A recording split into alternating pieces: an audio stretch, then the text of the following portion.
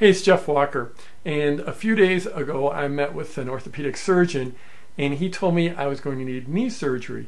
And when he told me that, I was so overjoyed I literally wanted to give him a kiss. So let me explain. So several weeks ago I hurt my knee. I was playing tennis, and it was a re-injury. I initially hurt my knee this past winter skiing, and then I rehabbed it a bit, came back, and it seemed like it was doing good. And then I was playing tennis a few weeks ago, twisted to get a ball, and it's like all of a sudden, bam, my knee hurt, significant pain. I'm like, I better go in and see an orthopedic doctor.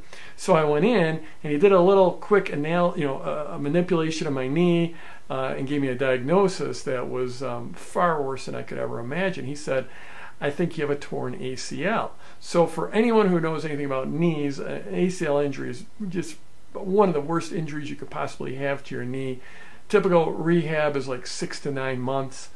And for someone like me, it's like, where I live to be active, skiing or hiking or tennis or running or kayaking or whatever. I'm a very active person, and it really defines my life. And so the idea of 6 to 9 months of inactivity, gradual rehab, missing this coming ski season, even possibly missing some of next year's tennis season, and I was just depressed. It was like I couldn't believe it. The doctor actually said, well, you probably suspected that, right? I'm like, no, I didn't suspect that at all. I mean, I can't believe it, an ACL tear. So anyways, he's like, but I'm not sure. You got to go in and get an MRI, and then we'll be sure. So a few days later, I went in and got the MRI on my knee, and then several days later, I wanted to get the diagnosis from the MRI with my orthopedic surgeon, and I went in, and he said, good news. You don't have an ACL tear. You've got a torn meniscus. And so that is like a completely different injury that, I'm probably be on crutches for a couple days, and I'll be back at it within a couple weeks. So, I mean, I went from thinking, 6 to 9 months of rehab to like maybe a few weeks of rehab, and I was just so overjoyed. I literally just wanted to hug him. I was just like, oh my God, I can't believe how lucky I am. And so the funny thing is here he was, a week and a half earlier when I first met with him. If he had told me that I had a torn meniscus and needed knee surgery, I would have thought it was like really bad news. But in this case, where I was set up with this thinking I needed I had an ACL, and it was like 6 to 9 months, to go in and hear that I just needed, this fairly minor surgery, a few days on crutches, and then be back at it within a few weeks. It's like that was all of a sudden great news. 2 weeks earlier, it probably would have been the worst news possible. But here, with that framing of it's going to be an ACL and dropping down to no, it's just a meniscus, it's like awesome news. So that's just it's an incredible lesson in framing.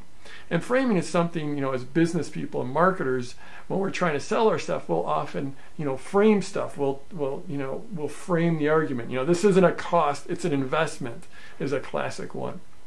And very, very important to frame your stuff and frame your material. I mean, that's what Product Launch Formula is about. It's about presenting your products in the best way possible. But framing is also very, very important in our personal lives, because this is something I actually learned from my coach Dan Sullivan. And Dan's like, one of the keys to happiness is how you measure. If you measure yourself against the ideal, like your ideal life, this thing we make up in our head, like our ideal spouse or our ideal business or our ideal clients or our ideal children or our ideal body or our ideal vacation. If we're really good at creating these pictures of perfection in our heads, and if we're measuring what's happening today versus that mythical perfection in our head, we're not going to be happy people. And also, if we measure ourselves against other people, if I look around at some of the other gurus, quote unquote, I can look at them and say, wow, look at how great they are in video, or look at how they're great sales letter, or look at how they put their products together, or look at how they do live events. And I can always find someone that's doing stuff better than me. All of us can, right? None of us are perfect.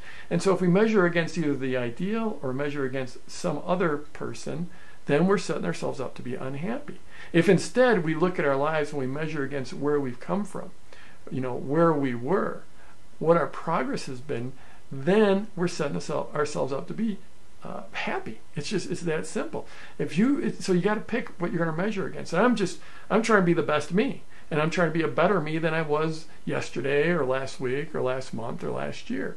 And if you do that, then I think it's one of the keys to happiness. And like another thing I learned from Dan Sullivan along this line, so he calls it the 3 wins exercise. And it's basically simply when you go to bed, you just write down 3 wins that you've had that day and 3 wins that you're going to have the next day. And no matter what, you can always find wins in your day. Like, what was a win? You know, like maybe you just had a great dinner with your family. That could be a win. Maybe you had a good workout. That could be a win. You know, maybe you shot a video. This video is absolutely going to be one of my wins. So, you know, you don't have to, have these massive wins. Just find something to celebrate every day. Find those 3 wins, and then find 3 wins for the next day. And again, they don't have to be monstrous. I'm shooting this on a Saturday. It's like I had a great Saturday morning, relaxing Saturday morning with the family. That was a win. For tomorrow's Sunday. I'm probably gonna, go for a nice walk. So they can be very simple wins, and you can feel free to exceed those wins, but just set yourself up for success and set yourself up for happiness by just measuring those 3 wins each day, and then 3 wins for tomorrow. I've been doing this every single day, and I love what it does for my life. It sounds sort of like a gratitude exercise, and it's almost like it, but it's a little different. It has this piece of basically helping you define your success. And it's a great practice. So there you go.